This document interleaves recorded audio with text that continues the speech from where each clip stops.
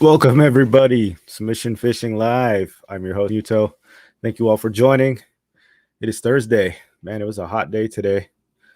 I was out there, did a little pre-fish out in Mission Bay. It was pretty cold early, but man, it heated up. And then it just kind of stuck around. It was overcast, which was nice, but man, once that burnt off, it was cooking time. And I wasn't even out there that long, probably to like 1 or 2. Let's see who we got in here. Eric, welcome. Oos, TB Metal Art. Todd, go check out his work. You guys, it is awesome metal work. Zach Riggs, what's going on? Good to see you. Feel like I haven't fished with you for a while. Looking forward to seeing you back out there on the water. Salty, what's going on, man? Welcome. Jean Marie Muto, Mom, welcome. Thank you for joining. Leonard, what's going on? Oos. Yeah, good for you guys to show up. Yeah, we got Coach will be on later today, so he's got something planned for us. He said he wants to do something a little different, do some little teaching seminar. So I'm super excited about that. I mean, any knowledge he can pass along is always greatly appreciated. Dave Rage, what's going on, man? Thanks for joining. Dave had a little problem with his drive there on his kayak. We went out to La Jolla last weekend and he showed it to me and it was like, it didn't look that bad. It looked like it had come loose or something, but dude, I saw those pictures on what was it, Discord? That was crazy. You just don't know. At least you made it back. But like I said, you guys, that's one of the things about going out with people, though. It's even Mark G was out with us too, right? He had a seat malfunction, and then Dave Rage had the steering malfunction. But it's always good to go out with somebody out there because we'll always tow you back. You know, we'll get you across. So just remember that, especially La Jolla or something, because you're out there by yourself and your drive breaks or your pedal drive breaks or something like that. You can be screwed. So at least if they're out there, we'll get you home one way or the other. But I'm glad everybody made it. Is out here. Sound Fishing, man. Welcome. Thanks for joining. Downer and SD. Oos, let's roll. Yeah, I'm excited for today. Excited to see what the coach has got cooked up for us. He's always got something good. We talk about for those of you that don't know, Coach is Coach Werf. He's got a YouTube channel, Werf TV. Very few people have seen his face. I've seen his face. I have his phone number. I feel like I'm in the in crowd, but that's all I know about him. He's a man of mystery, but he's definitely one of these black belts. We all strive to be. It's like he lives here in Southern California, San Diego, and I was out at the river, Colorado River, a couple weeks ago, and I'm asking him like how to catch striper and stuff like that, and he's texting me, jerk baits and giving me this advice, and I'm like, oh, that's cool. So the next day, I went out to like a local tackle shop I was telling you guys about, and this guy owns the tackle shop and he's fishes too. And he actually has a YouTube channel. I've seen it. I didn't know that till later.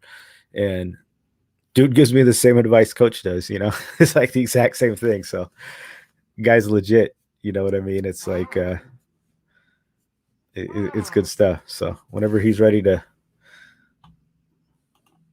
come in, maybe we'll let it fill up a little bit. Let me text him here. You see what Salty said? No. Pre-fish on a Thursday. I need to get my own business so I don't have to work either. Salty pre-fish on the Thursday. Yeah, dude, I went out there. Just make sure the guys can handle everything. So I was able to skip out. But man, Mission Bay, it's brutal, man. I was like I tried to go places I hadn't fished before, so I kind of went all over. I went to like the deep area, like in the middle of the channel. And then I went to, where you launch from Dana and you kind of go to the left. There was like there's Ski Beach. And then there was like another little marina right there that I went to. Super shallow. It was like 6 feet of water. Crazy.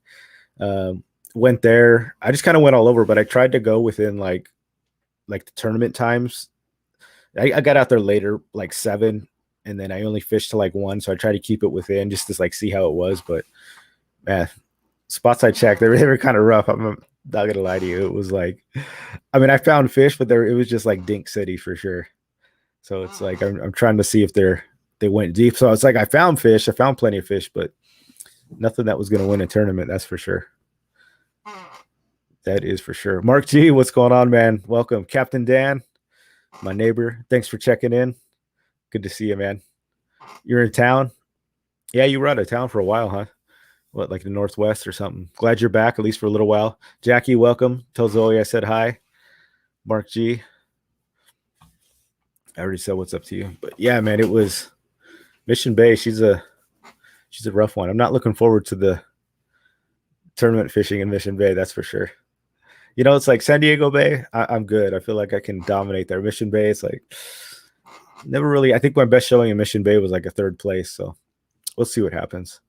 I mean, worst case scenario, it's like I'm out of the playoffs and then I have to go fishing for the big old company trip. So it won't be so bad.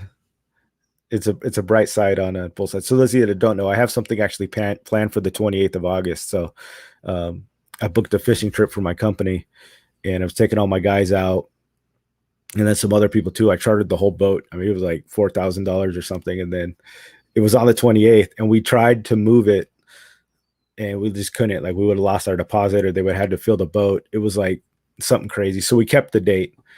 If in fact I made the final, I would skip out on the fishing trip for sure, and then fish the finals. If I get eliminated, obviously I'll probably go on the fishing trip. So one way or the other, I'm in like a win-win situation. I either go all the way or I'm out, and then I get to go deep sea fishing in Mexico either way. So I'm not complaining. I found your fish, Eric. If you were catching small fish, then yeah, dude, I found your fish for sure. These things were like children's fish. They were like baby's first fish. I was like embarrassed pulling them out. I was like, man, probably 6 inches, 8 inches. Sand bass too were the same thing. Like in the channel, I was catching tons of sand bass, and it was like they were also just little dinkers. But enough of me. Looks like Coach is ready to come in. So, Coach, I'm going to bring you in here, and we'll see what he's got for us. Everybody, welcome Coach Werf, the myth, the man, the legend. You're on. Oh my. So you and I were talking a little bit, and it's been a while since I've done this, so we can do it again. Yeah. Basically, let me know when you want me to share your screen too. Yeah, by all means. Here we go. So when we look at our local water and the water temps, which are all important for a bunch of different stuff, particularly offshore, but even onshore too, it's kind of important to know where we get our water from. Like, where's the current that delivers the water to the San Diego and Southern California bight? Well, this taxpayer-made map right here by the National Oceanic and Atmospheric Administration shows it pretty clear. So typically what we see, not always, but typically what we see is water getting pushed westward on this current right here. So it's heading out to the east. It slaps up against Baja right here, usually between Guadalupe and Cedros here, or sometimes it moves around a little, but generally it hits mid-Baja. It peels off, heads north, and gets warmed by the sun. And that's where our sea surface temperature water comes from. It's a mix of the warmer water to the south and our local sunshine, our typically abundant sunshine here in Southern California, warming the surface of the ocean. So that's where the water comes from. Did I do a fairly good job of explaining that, Mr. Muto? Yeah, so it's pushing up from the south, which is good because I don't know too much about the charts. You know, I see them and I look at the colors, but I don't sometimes have the intricate understanding of, you know, where to look for fish or when to go. You know, understanding how it pushes in and all that stuff's important. And I know the warm water comes from the south, you know, and the cold water pushes from the north. And correct me if I'm wrong, but it seems like that's always the battle. Like when the cold water's pushing in and the warm water's pushing up, and that really is what's dictating what we're going out and fishing for when we're offshore, right? Is that depends like when the fish stick around or don't. That's a huge part of it, and whether they feed or not, right? So I mean, I'm sure you've been at this long enough where you've seen a temperature difference of just a couple of degrees sea surface temperature. Yeah, go and affect like a patty yellowtail bite and just suddenly shut off because they just can't feed effectively. And we'll talk a little bit about that too. But it's kind Yeah, of it's crazy, just a couple degrees. You don't think about it, but 1 or 2 degrees, like that's it. It totally changes the bite for sure. so when we're looking at charts, at this chart and charts like this chart, I mean, it's really pretty simple to understand the basics. So any fish that's in these waters here can end up in our local water, right? So it's just carried right there. Right. And it's really interesting because the Southern California bite has all these islands that protect it, and it's got these banks that protect it from northerly current. So in the warmer months and after the warmer months, but in the warmer months, we can experience this really amazing offshore tuna bite or dorados or sometimes wahoo or marlin because of the protection that those banks offshore give us. Whereas if we were just exposed to the full ocean current, cold water would well up next to our coastline, just like it does further north in NorCal, Oregon, Washington. Yeah, it's crazy. You can see the line there once where it hits, what is that, like Los Angeles, where it's that's like that little protection or. Yeah, that's Point Concepcion right there. Okay. And that is basically where the Southern California species start or end if you're heading north. Yeah. Yeah, it's crazy. It's like when I look at maps for species and it's like how some just exist from that point down and then others from that point north, and they're both Pacific fish of the Pacific Ocean, but some aren't even to be found here and then some aren't even to be found up there. It's wild. It's the same coast, but when you look at that chart, just the color and the temperature, it puts it in perspective. Like it's pretty amazing how different the actual water temps are. And then it makes sense. Like you see it now, you're like, oh, of course that would explain the different species, but until you visualize it, you're like, why would that be? Why do they just stop at some point, right? Why did the spotted bay bass get to a certain point in California and then they just don't go any further? And then when you look at this, it's like, oh, it makes perfect sense. Yep. Yeah. So, I mean, that's just kind of where we get our local water from. And I mean, there's a lot of intricacies to it. And I'm not a meteorologist and I'm not like some fine line reader somewhere. I don't have the telescope into the water and I just see everything. When you hear me talking about SSTs, a lot of it's my best guess just from looking. It's an educated guess, I would say, but the fish are still going to be fish. Yeah, for sure. Zach was asking if the tuna moved on. The tuna are north and west at the moment. So the bluefin. We can talk about them in just a minute. We'll get there, Zach.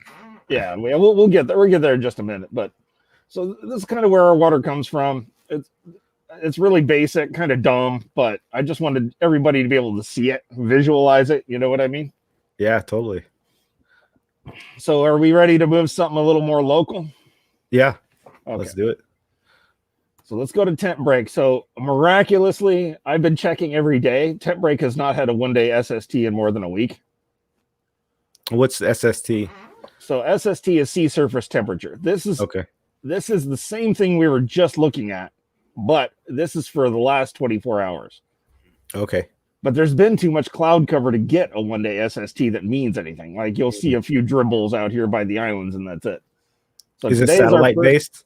Yes. So the satellites are looking and the amount of light that gets reflected back tells them what the temperature at the top of the water is. That makes sense. So overcast just screws everything. Yeah, overcast screws everything. We'll get to a cloud free. This is temp break. This is the one I always use. If any of you have seen Roman stuff that I've done with him. So this is kind of showing you how a sea surface temperature is reflected from one of our local websites. So this is temp break. This free to the public. There's no secrets here. And some things jump out about this with me right away. Like, see this green area right here around the 9 Mile bank? Yeah. In my mind, I'm already discounting this as clouds. Just because of the trend and the colors? Okay. I mean, you see this nice orange here and here. It's really unlikely that we're dipping down into 61-degree water in between those two. Yeah. So when you're looking at something like this, you kind of have to do a little bit of interpolation of what you're seeing. Of course. But on the overall, this gives, I think, one of the most accurate pictures we can have of our local water. And maybe the most important thing about this is it's got all the banks on it. And what is when somebody says like the what'd you call it, like the 60-mile mark or whatever? Yeah, the 60 mile. So the 60 So miles. what does that refer to? Is that mile offshore, or what is that's the terminology? Typically, that's miles from the tip of Point Loma. Okay. So the 60 miles, about 60 miles away from Point Loma. Okay. Because I hear that all the time, and it's like I just never understood like where I kind of know where it is on the map, but I wasn't sure what point of reference they were using. So that's good to know. So the 14 mile was either taken from Dana or Newport up here, but most of these banks have numbers. Right. The 178, the 182, the 43 spot. And the reason these are numbers is this has to do with the fathoms at the shallowest point, usually, is what's being used here. Interesting. We'll get to so I didn't know that. So it's not just a random conglomerate of numbers that somebody made up. There's method to the madness. It's typically a depth associated with that bank. Okay. Some banks are named, like Cortez, Tanner, the Potato, Farnsworth, the Mackerel Bank here off San Clemente. Famous place, by the way, the Mackerel Bank. But anyway, some places have names. I'm not sure. Some of the names are also, let me see. So if we go down here to the 302, which is right here, this is also called the Kidney Bank. So in overall, the 302, 226, and there's another little bank here that's not the 230, I think. It kind of looks like the shape of a kidney on the bottom. And we'll show the bathymetry in a minute, but some things are named after what they're shaped like or a person's name. Most of these banks are named after a depth associated with the top of the seamount. Okay. Yeah, so when you hear them on the radio, north of the 60 or whatever, this is the map that you reference and you know what they're talking about. Yep. And to anybody heading offshore, I strongly encourage you, please, for God's sakes, get yourself a set of charts. All the charts will have all this crap on there. It'll show if you're using an official chart, it'll show everything from commercial fishing lanes to dumping zones, all kinds of stuff. Things you need to know. Yeah, military definitely. areas and the like. Definitely. I mean, I plan on getting a boat pretty soon, so this is the stuff I need to really study up on, and get to know. That's awesome. Sir. So I honestly thought it was like, the only time I offshore fish is when I'm on a sport boat or something. There's a captain doing the work, so I always assumed like the 60 was. I didn't know it was. I thought it was like a linear number that was just like somewhere, longitudinally and latitudinally in a space. I didn't know it was a specified spot designated with that name. So that makes a lot more sense. It's super helpful. So another common navigational aid is the largest port in your area, which here would be San Diego. They can say 40 miles at 118, let's say. So they took a heading of 118 degrees and they're about 40 miles out. Right. Something like that takes a little more expertise to pinpoint. Sure. Real accuracy. Yeah, but at least you got some reference, Another thing to keep in mind is you'll hear guys call out numbers, right? Like, let's say 30 over 20. It's important to keep in mind that for each one of these grids, there's a 30 over 20. So you have to know which one they're in. Oh, so each square has its own. Oh, interesting. Yes. So they're not giving you the degrees, they're giving you the minutes. Mm. So 30 over 20 would be right here, right? Yeah. So that's another common method. But again, you'd have to know what area you have to know. Right. So each one of those little squares has its own 30 over 20. Yep. Each one of these big old grids here has a 30 over 20. So good to know. Yeah, so just keep that in mind. So it might not be the one that you're in. Yeah. It might not be the, you know. And you're in the wrong place. And actually, guys have been using that over the radio for a long time to confuse and mislead people. Yeah, because they know where each other's at, but if you don't know where they are, it doesn't. Yeah, that makes sense. So yes, that is very tactical. often done. Yeah, that's cool. Okay, so like we said, this is a clouded SST. Okay, so this is an SST taking into coverage of clouds. All right. Let's go look at an SST that doesn't take clouds into account. Okay. We're going to be using Fish Track here. So as you can see, we have a pretty similar set of things going on. Less blue. But this map is not taking cloud cover into consideration. So what it's doing, it's actually interpreting what it thinks these lines are. So it's using just adaptive thinking and the trends and stuff like that. Okay. Yeah. So it's like, okay, well, we say we can see this piece of water, we can see this piece of water. So in between these two is probably a similar temperature. Okay. That makes sense. You see what I'm saying? Yeah. So even if there's clouds, as long as they can peek through and get enough of the puzzle, they can still put a picture together. It won't be totally accurate, but this is an option if it's been cloudy or it's been super windy and those SSTs just aren't being reliable. Right. So if it's super cloudy, you probably want to refer to something like this. Yeah. Yeah. And if you have any of the various subscription services, they all have all these maps and many more available for you to take a look. And these ones are just free on the web, right? These are free on the web, but if you have any of the subscription services, I don't want to mention any of them. Yeah, we got them. I'm sure we find them. Yeah, they're not hard to find. If you need the one, if you got a fish finder, you probably got one. Yeah, you probably do. But I mean, there's subscription services that'll, some of them will include everything from fish reports to all the way down the line. Right, so, right.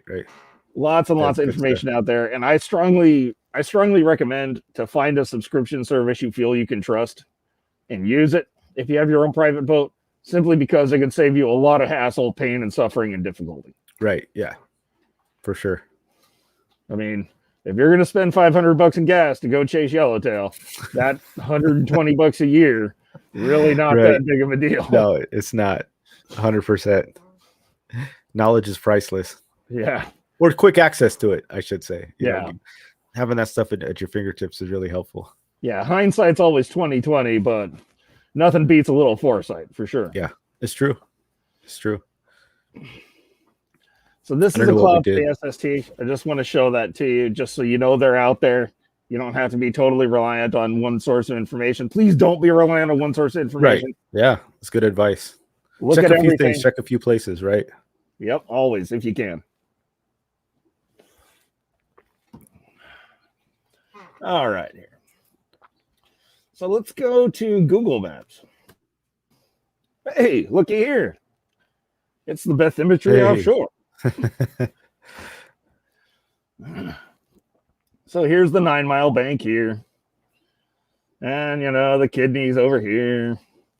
And this is called the ridge on most charts. If you can see why, it's an awful big thing. Yeah, I think it's huge. Here's the slide off Catalina. There's that one bank we were talking about a minute ago that I don't remember the name of because I'm a goofball. Is that the mackerel? Oh yeah, mackerel bank. So. And then then we have Tanner and Cortez out here, and the 60 miles down here or over here. But this gives you an idea of what the overall bottom actually looks like. Yeah, and it's actually because of these banks and these islands that form at the top of these banks that our local offshore fishing is as good as it is. Just protects the temperature. Yeah, it's basically freaking mountains underground, basically. Yeah, you betcha. These are mountains that are underwater. The tops of some of them are in thousands of feet. Yeah. In most other parts of the world, they're not like this. You can't go 30 miles offshore and be in 6,000 feet of water. Right. You're either really shallow or it's 12,000. Yep. In most places. So this is a large part of why we get kelp patty, dorado, and yellowtail, and our seasonal tuna, blah, blah, blah, blah, blah, blah, blah. Yeah, that's awesome. So there's the Coronado Islands. And, you know, down here's the 371, I imagine, is right here somewhere. This is where a lot of the kelp patties have been hanging out that have been holding all these yellowtail in the counts right now. Yeah, they've been killing it on the yellowtail. Yeah, well, the tuna finally pushed up and out. And so for a long time, I'm going to switch back to temp break real quick. For a long time, all the warm water was pushed up against the shore like this. Right. So that was like for 3 weeks in a row. So every bluefin off of the Southern California Bight and Baja was within 12 miles of the beach. That's crazy. Yeah, it was nuts because you just had such a concentration of fish in such an easy to patrol area. Because they like the cold water, right? Is that my understanding? They like it a little colder, and the warm water was pushing them to the coast. So they were just it was the sandwich. The layers of the sandwich they live in were very thin. So between the water that was too warm for them and the water that wasn't warm enough, there really wasn't a very wide band of water for them to be in. So they just lived in a strip of water, basically. Man, that's wild. Yeah, crazy. So crazy. So, I mean, you know, you heard about guys from North County seeing bluefin on the beach and just all kinds of crazy. Right. Yeah. That's nuts. Yeah, absolute insanity. So now those bluefin have a lot more room to stretch out. They're going to be a lot harder to find. There's a lot more water that's holding good kelp patties right now, and that water's plenty warm enough to get those fish under it actively feeding. So it just makes sense to change your game over to yellowtail. Yeah. That's what I've seen too. Just looking at the dock numbers and totals, it's very few tuna anymore, but man, that yellowtail's out of control. So I'd say that's the way to go. It seems like everybody's getting limits on every picture I see on Discord or not Discord, like Instagram. Everybody's just handfuls of yellowtail. Yep. Is now the time to go to La Jolla? I don't know about that. Yet. I did see some yellowtail yesterday. I fished La Jolla from shore like I often do. I was fishing panfish, didn't catch anything but calicos and sharks other than the one rock wrasse I posted on my YouTube channel. I did make a real quick short, just kind of an informational one, kind of showing you guys the somewhat bumpy, but I think very reasonable conditions in La Jolla yesterday. Water was super clear. It was very nice. I have a hard time imagining that the bass are not just going absolutely to town right now. So, I mean, if it were me and I wanted some guaranteed action, I'd launch my kayak out of La Jolla and I'd fish 30 to 80 feet of water for bass. I would. Yeah. Calicos all day. Yeah. Calicos as long as your forearm all day. Right. Sure. Yeah. Yeah. It was like that a couple of weeks ago too. They were just every cast almost. Oh yeah, of course. Crazy. So yeah, I mean, conditions were beautiful. It was fairly flat, although it was a little roughed up from the wind. But if you could handle a little wind chop, looked totally doable to me. Yeah. I think that's to be expected, especially if you're going to go out that way. Expect the wind. Yeah, and especially in the afternoon and early evening, you can really expect the wind. Yeah. Definitely later it gets. I went out to Mission Bay today and it was super windy. The water looked like it was like 68 degrees or something like that. That's the wind doing a little top to bottom mixing.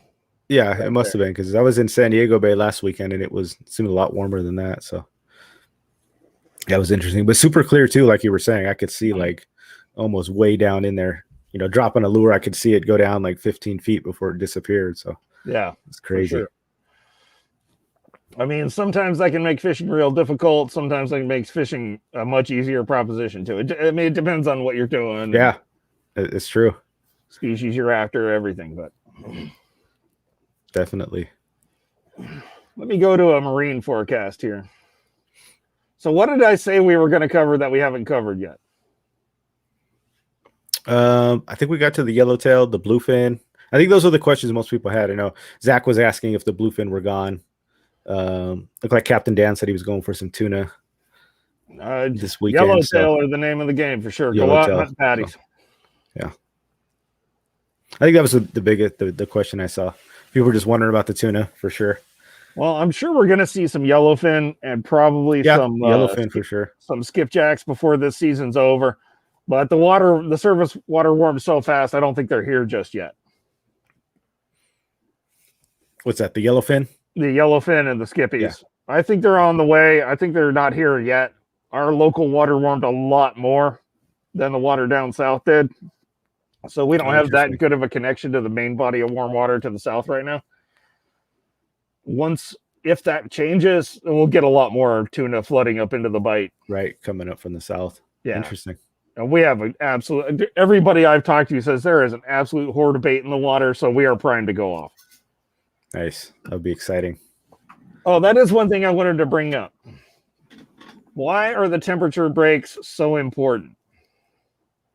They're important because bait can't regulate its body temperature as well as the big predators can. Oh, interesting. So when they encounter a piece of structure, like warm meeting cold water, they can't cross the barrier as easily as the bigger fish do.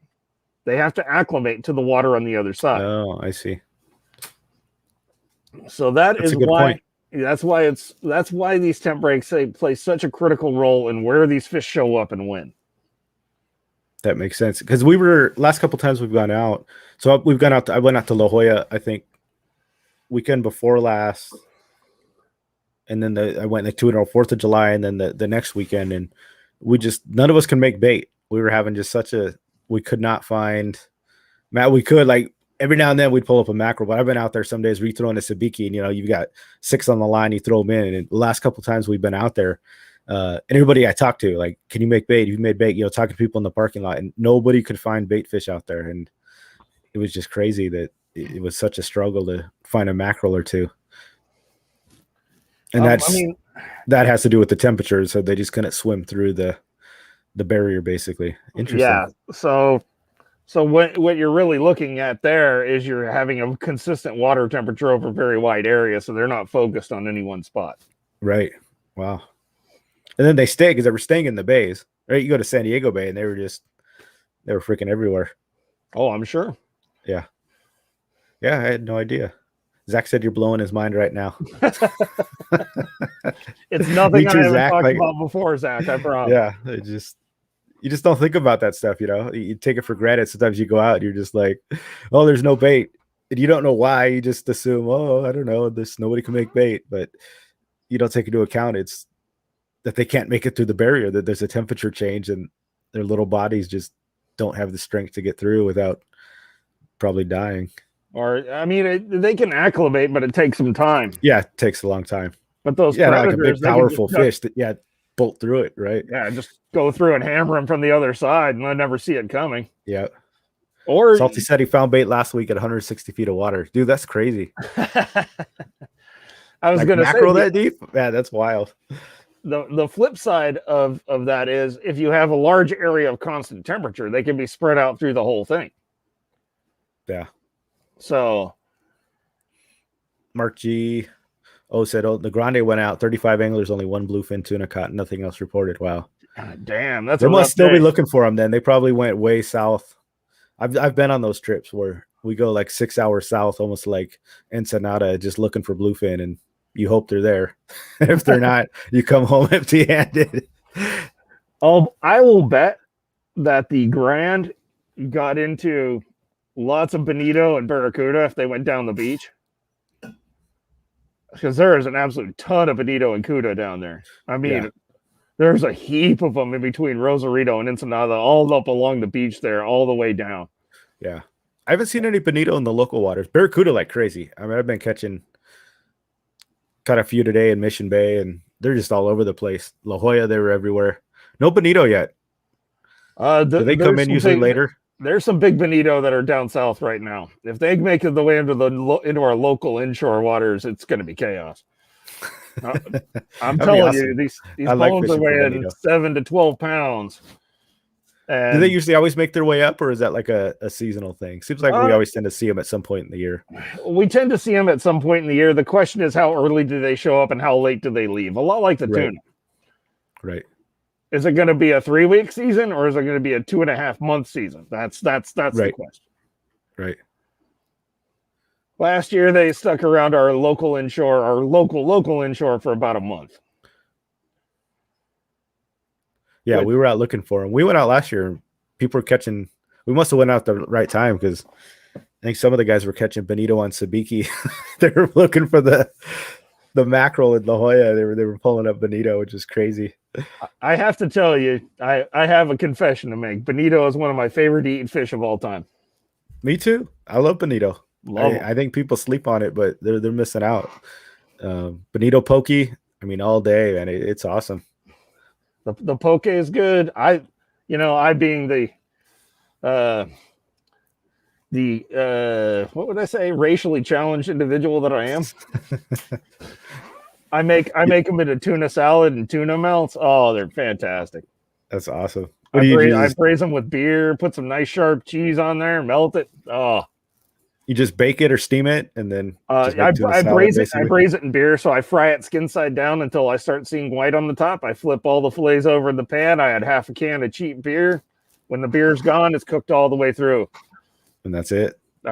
Yeah, I mean, then you just cool it. Yeah, just cool it down, fluff it up with a fork, mix in your whatever. And you can do it any which way you want. You can make right. You can use like spicy mayo or even barbecue sauce, or you can jalapenos or whatever you want to put in it. Make it spicy or sweet or smoky or savory. You can do it any which way, and it comes out great. Because it's my understanding that a lot of the chunk light tuna is bonito, right? That they sell in the stores. A lot of it's a mix of skipjack, bullet, and frigate tuna. We do occasionally get bullet and frigate tuna here. The kayak guys don't often catch them, or when they do catch them, they think there's some sort of weird looking mackerel. Right. It's a huge mackerel. That's what crazy. The hell is this? A 4-pound mackerel. Wow, look at this thing. And you're like, no, dude, that's a bullet tuna. You caught a true tuna. That's awesome. Oh, apparently one of my guys, my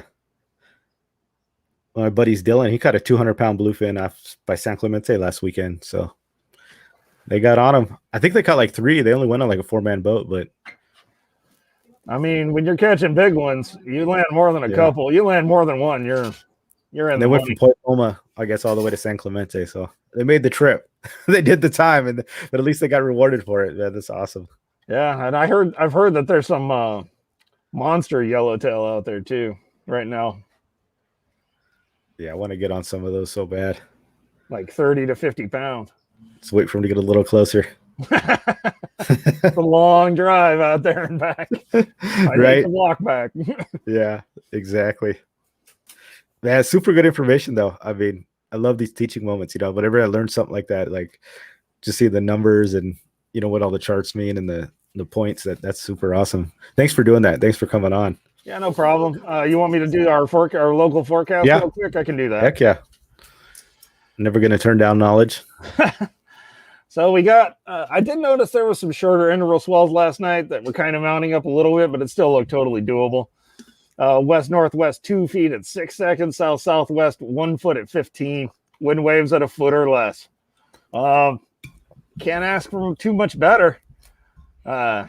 Anytime you got period at 3 times swell height, and any other swell that's interacting is longer, I think, Saturday night, it comes up to 3 feet out of the west, which might jack up the offshore fleet a little bit, might change their bite a little bit on Saturday afternoon, but it settles back down on Sunday, so it'll probably go right back to normal. We have nice stable conditions. If you can get out, I totally would. These forecasts don't look at all it totally looks doable for me, no matter what kind of platform you got or what you're doing. Yeah, I'd get out there all day in that weather. Easy.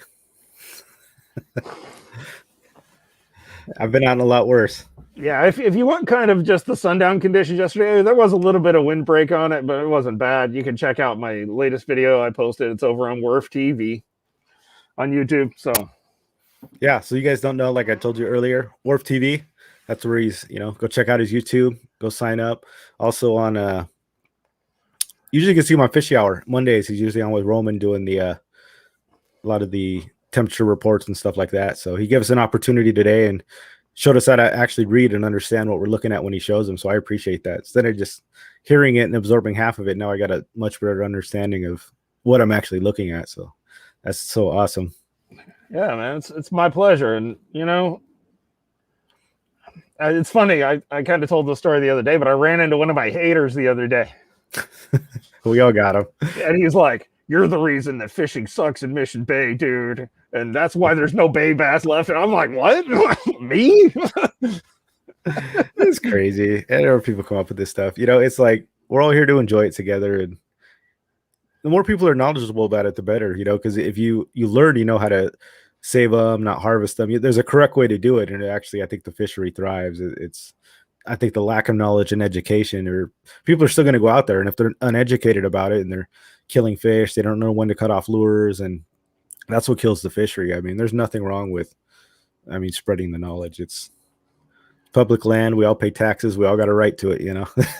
The idea that it's some exclusive club seems ridiculous to me. I think everybody should be out enjoying it. It's really funny because I'm like, I asked the guy, I said, "You mean there's not plenty of bay bass out here?" I'm pretty sure there's a lot of bay bass in this place. They're still there. We just had a tournament and we were still out there crushing it. These dudes were getting 5-bag limits with all legals, one hand over fist. So I think it's okay. I think that the fishermen might be all right. Yeah. And besides, I think so. It's like I was telling you when we spoke. Somebody taught me something. Yeah. Somebody taught you something. Somebody 100%. pointed out a lure or a combo or nobody figured it out all on their own. Yeah, somebody pointed you in the right direction, yes. Right? You might have learned a lot. You might have really built on that. You might have listened to whispers and rumors and added 2 and 2 together. But in reality, somebody showed you. Yeah, it's true. You can't. It's unfair to take that knowledge and then just hoard it and act like it's not for everybody else. I totally believe in sharing the knowledge. Yeah. People still, you teach them everything. They still got to go out and use it. They still got to go out and fish. Like it's. Just because you tell people something doesn't mean everybody's going to run out and do it. You still got to execute it. You still got to put it in motion. You still have to show up and perform. That's right. No matter how much you still have to show up and perform. Yeah, you can tell a million people how to fish, but 100 people are going to go out and do it. So it's not that big of a deal. Yeah.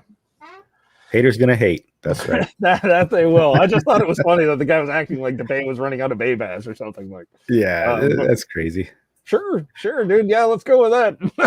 Yeah, that's wild. Can't please everybody.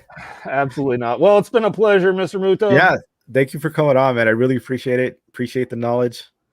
If anyone has questions, you can hit me up on my channel. Hit up Mr. Muto. I might be able to be on again. Thursday is one of my fishing days too sometimes, but days like today where I'm happy to chime in if you got something you want me to chime in on. Yeah. So maybe if we get a bunch of questions, we'll have you on again, or whenever you got spare time, you're always welcome. Yeah, also, guys, Monday too. You usually on Fishy Hours Monday. So if you guys you don't watch Fishy Hour from this channel, it's another talk show like this with Roman, and Coach is usually on there, and he's doing the weather charts and stuff like that. So if you want more of their action, go check that out. Check out Werf TV. Give him a like and subscribe.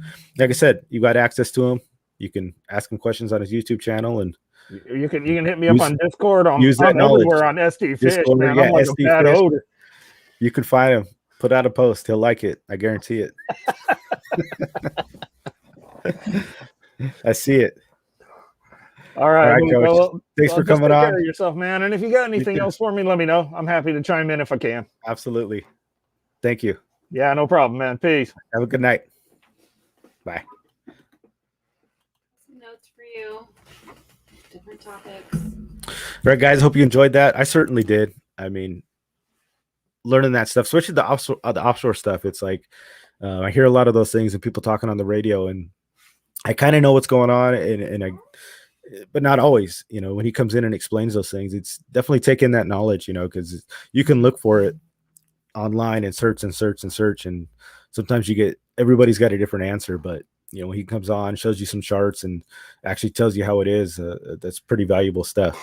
He's the triple black belt. Yeah, the street three stripe black belt. Solid reports, Coach. Yeah. Thanks again, Coach, for that. Did I miss anything in the chat? I'm sure I did. I was trying to read along, but I was also trying to soak in Coach's knowledge.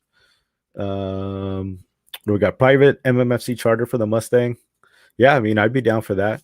Who was setting that up? Somebody said, who was it? If you guys want to do something like that, I mean, I'm down. Anytime you guys want to go, we'll set it up. And then what is OOS? Somebody was asking what is OOS. OOS. So if you see the term OOS, OOS basically means that they've liked the channel. They've given me a thumbs up. That really helps the algorithms with YouTube and stuff like that. OOS itself is it's a Japanese term that is, we use it in Brazilian Jiu-Jitsu. For you that don't know, submission fishing, I do Brazilian Jiu-Jitsu and martial arts, so I'm blending in the fishing aspect like that. It's like two passions I have in life. So it's sort of like a greeting. When you see somebody, it's OOS. It's also like an affirmation. You'll hear it a lot in the gym. The Brazilian guys use it. You know, when they see you training and you like execute an awesome move, you often hear the coach or these Brazilian guys, you know, OOS, USA, you know, stuff like that. It's like they've seen you, you know, they saw you pull something off that was pretty impressive. And so not just when you greet somebody, you know, give them an OOS and a hug and a fist bump, something like that. So it's like a greeting and a kind of an affirmation and acknowledgement that carried over from Japan, then into Brazilian Jiu-Jitsu or into Portuguese and Brazil, and then we use it. So now we use it here. So that is what OOS means. And then what OOS means on this channel is that you like the channel. So hopefully they cleared that up. So for everybody OOSing out there, I appreciate it. Let's see what else. Got my assistant here dropping me off notes that I missed. People came in. I put Jesse on there. Richie Rich. Oh yeah, we got some more people. Yeah, Coach, welcome. Thanks again. Big Water Yak, thanks for joining, man. Yeah, I see you on the Discord. So thanks for joining. Hope you liked it. You just joined last week. MMFC. Yeah, just joined last week, dude. I see you in there. You're getting that knowledge, making use of it. It's smart. Leonard. Yeah, there's no bay bass. What are these people thinking? So yeah, we got the playoffs again today, or this weekend. I guess not everybody's gonna go. Looks like you guys are going to.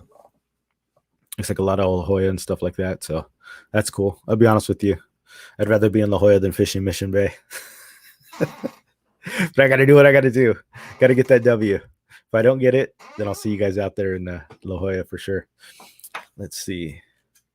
Man. Mark and Eric got their submission fishing. You guys got your submission fishing stuff. You guys, if you want some sense, go to submissionfishing.com. I make what's called fish frosting. It's a scent that I make. So go check it out if you guys want to buy some. Thank you guys for purchasing some. I hope it works out for you. I know it will. I'm using that stuff all the time. Getting crushed on it. So basically I use salt. I brine squid and shrimp. And then the salt itself I use, it dissolves in water. It's awesome stuff. So submissionfishing.com. We got some other stuff coming. Get stickers. We got some cool hats coming in, stuff like that. So any of the support helps. Thank you guys for ordering. Mark G, Cal, Eric. I know you guys already got your stuff. So I know some of you, there was a problem with the shipping too, and we refunded some of you guys. I think some of the shipping was like double what it should have been. So we refunded some of your cards. We're still trying to figure everything out, but we'll get there piece by piece. I think if you went to La Jolla this Saturday, it would be limits on white sea bass, and yeah, salty. Dude, it makes me want to go. I mean, I've seen everybody crush it, and I'm like, oh, I got to go fish spotties. You can go after 1 o'clock, right? Oh, yeah. My wife's telling me I can go after 1 o'clock. So I'll go load up the kayak after spotty bowl and then hit La Jolla at like 2 o'clock. Get on the water at 3 and then fish till like 6. I guess I could, technically. You're right. I'm just trying to be helpful. That's but when I have a boat, hell yeah, absolutely. You could do that. Mission Bay and then just blast it over to La Jolla and you'd be there in 10 minutes. Kayak, probably not going to happen. Yeah, dude, I want a white sea bass so bad. And a yellowtail. Hell, I'll take a yellowtail all day. I'd probably rather have a yellow. I don't know. What would you guys rather have, a yellowtail or a white sea bass? I'd probably say a white sea bass just because it's more rare. I don't see them as much, but yellowtail's awesome too. You're going to be out there, right, Salty? Because your day got rain checked or something like that. But every time we go out there, we're looking for them. We got to get on them. But hopefully there's more bait. From what I understand, the bait's coming in. So yeah, dude, that's true. If you don't, so what Salty's saying is you'll still be looking for parking at 6. He's right. If you guys are launching La Jolla, dude, you got to get out there at like 5 a.m. because there's no parking. Even if you're there at like 5:30 or 6, there's no parking on the street. So in order to get a spot, you're already going to walk like a good quarter mile or so with your kayak. So Pedal your yak. get out there, guys. If you think you're going to get out at La Jolla at like 7 or 8 o'clock, you're not going to find parking. There's no way in hell. So get out at 5. You're going to suffer a little bit if it's that early, but trust me, just getting a spot, because when you leave and you see the beach and there's 50,000 people on the beach and you're able to just land and then cart your kayak just a couple hundred feet away, dude, it's awesome. Otherwise, your alternative is you freaking walk, you drive on the beach, you launch your kayak, then you got to go find parking 3 miles away. Then when you land, you leave your kayak on the beach, and there's like this little stupid crappy loading zone that like is full anyways. Nobody knows how to drive or park. So then you got to go get your car, drive it. I've done that before, so trust me. The first time I went, it was like I did that whole rigmarole where I parked on the beach, I launched, and then I like parked in that parking lot, I think. And when I came back, it was like just the line you had to wait in to load your kayak up. It's terrible. So get there early and just load up from the street and just wheel your kayak in. And then you've already got a good spot. So way to go. Jean Marie, sea bass over the yellowtail. Yeah, the white sea bass. Yeah, I've seen some of those are freaking monsters. They're pretty awesome. And the fight too is like totally awesome. What else are you guys saying here? You got 2 non-legal white sea bass. I've never even hooked up on a white sea bass. What is the legal length for those? Probably pretty big, right? Like it got to be at least, I have no clue. But I'm guessing over probably like close to 30 inches or so. Yeah, I walked 3 blocks to get there at 4:40, right? 4:45, and it's still 3 blocks. Yeah, I think that's when we went. We parked right next to each other. And I got there at like 5 and 3 blocks away on the corner. It's crazy. The week before I got good parking. I was like right there, 28 inches. Yeah, so close to 30. Big Yak saying 24. Richie E saying 20. I'm going to go with 28. If you guys don't know, always err on the side of the larger number. If you're like, you're not sure, is it 15? Is it 16? Go for the higher one. Fishing game, once they get a hold of you, they can give you that fat ass ticket. And those tickets aren't cheap, you guys. It's not like a parking ticket. We're like, oh, it's $25. I mean, some of these MPA tickets and illegal fishing tickets, they're going to hurt you. A couple $100 or more, thousands of dollars even. Coach is saying 28. 24 is for fork at yellowtail. 28 check fit. Yeah, so I think that's the consensus. 28.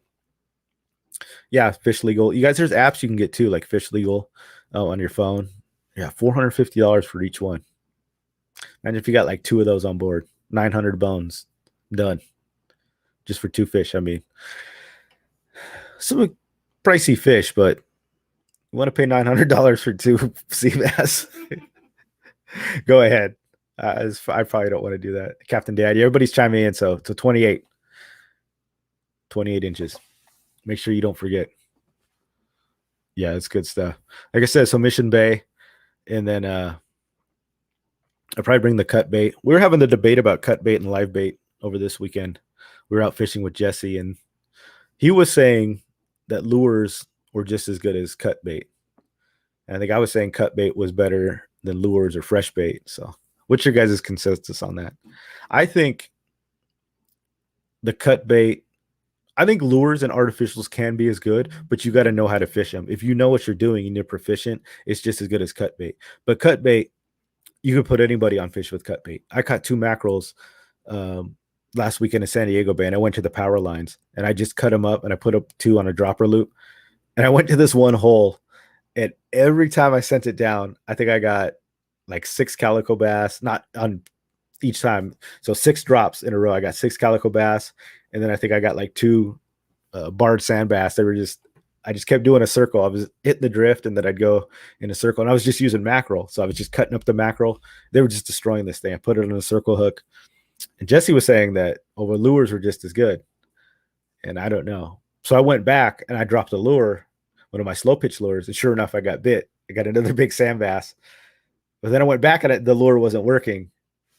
But I'm also pretty sure I just cleaned this place out. I hit this one hole that was like 10 by 10, and I pulled out 6 calicos and 2 barred sand bass. So I don't, I personally just don't think there was anything less. What's your guys' opinions? I think lures are, they're definitely cleaner. I think that's why people use them, right? You don't have to go through the hassle of making bait, cutting up the bait. It's smelly. You got to hook it. I mean, with the lure, you can send it 100 times and you don't got to worry about it. When you're using the cut bait and stuff, it gets picked off and you got to rehook it. Then you got to catch the fish, cut it up, put it on. I mean, I understand that portion of it, but Leonard said you cut more fish on artificials than you have on cut bait. That's interesting. Would you say on equal time though? Like how often do you fish the cut bait? Whenever I fish cut bait, I get slammed. I catch freaking everything on cut bait.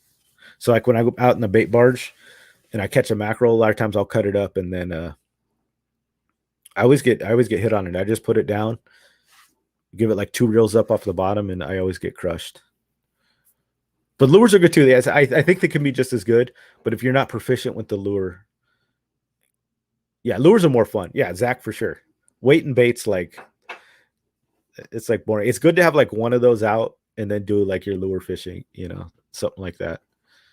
The bait and weight's like, it's a different ballgame. But sometimes I like to mix it up, But if you're just looking to catch fish, that could be the way to go.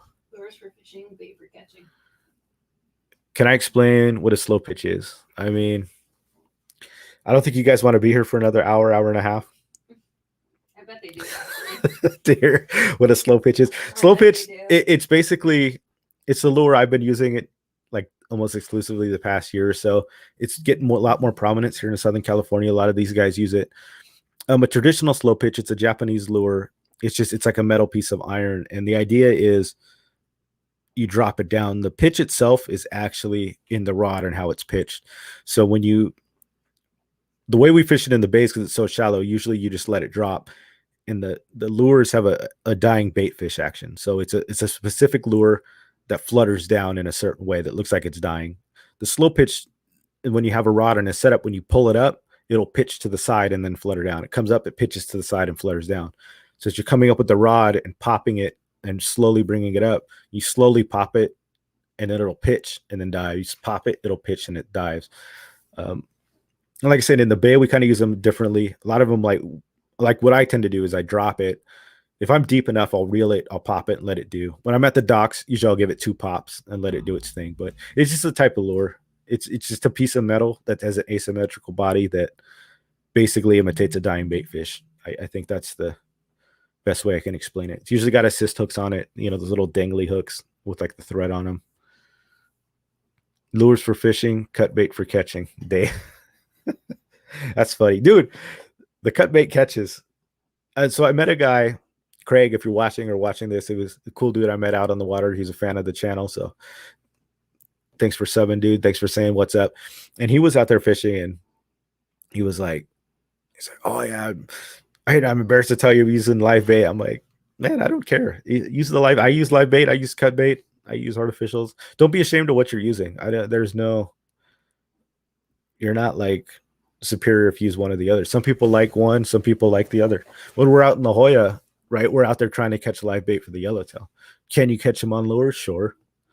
You can troll around, but your best bet, if you want a yellowtail, your best bet is catching a mackerel and fly lining it. Can you catch them on the Nomad DTX? Yeah. Can you catch them on other crankbaits and diving stuff? Sure.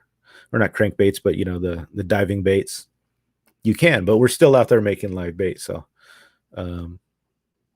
Craig from a Scout. Yeah, I think so, Eric. Yeah. Like they were using live bait, and it's like, it's no big deal. It's not like if you're not using lures, you're not a fisherman. It's not true. It's just a different style. It's a funner style. I love lures. I love I use just metal jigs. I love metals and irons, stuff like that. That's like my go-to. A lot of guys use finesse stuff and they're using worms and plastics. That's what's great about fishing, man. It's all the different styles for sure. I think you buy plastics or whatever every time we go to Walmart. Jessica says I buy plastics every time I go to Walmart. Am I wrong on that? No, you're probably right. Whether I use them or not, I don't You know, buy them. but I buy them. You I do buy buy. them. I do use them. I use the plastics, but they're not like my favorite. They're not the funnest thing for me to fish. I think they're kind of boring a little bit. Like finesse fishing is kind of boring to me, like Ned rigs and stuff like that. I like the active fishing. I love dropping. I love casting and retrieving. I love slow pitching because you're constantly working. You're the next spot. You're working the next spot. You're working. It's like I feel like I'm working for the fish. You know, some of that finesse stuff. It's like you cast and you drift and it just drags itself along the bottom. Still effective. Still works. People love it. I say do what you guys love.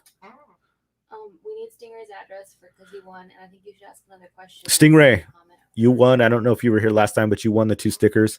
So send me your address on Discord. Same with you, Salty, if you want them. Or if I see you guys, just flag me down and I'll get those to you. But yeah, that's the show. Hope you guys liked it. Coach, thank you so much for coming on. Awesome knowledge, man. You guys want another trivia for some more submission fishing stickers? I got to think of a question here. I got a good question. So on this video, you're going to have to comment. Go back and comment during this video. But the question is, there was a little kid at the end of my last video, and somebody ate something of his. Yeah, I want you to tell me what got eaten. Somebody ate something of the kid's food. I want you to tell me what food that was. If you haven't seen the video, go watch. I just posted a new video. So go check that out on my YouTube channel. I think I posted it 2 days ago. And you can win some of these submission fishing stickers. If you guys want to buy some of these, submissionfishing.com. You go to our Shopify. You can buy some scents and stuff like this straight from our website. So comment. It wasn't Cheetos, Zach. Oh, Cal, you're blowing it up. You're giving away the answer. You got to do it on the. Go back and comment. So Cal knows the answer. So go back on this channel. Once I close it, it'll be uploaded. So type in what you think it is. And thanks again, Coach. Follow him on Werf TV, YouTube. Check out Fishy Hour, guys, Mondays and Wednesdays. Brian and Roman on Wednesdays. Roman on Monday. It's a great show. Great fishing knowledge. Glad you guys can join us. It was awesome having you here. Hopefully you learned something. We'll see you guys out there in Mission Bay. Well, some of you be out there in La Jolla. I'll be out at Mission Bay for Spotty Bowl playoffs. And thanks for joining us. It's a great time as always. Bye, guys.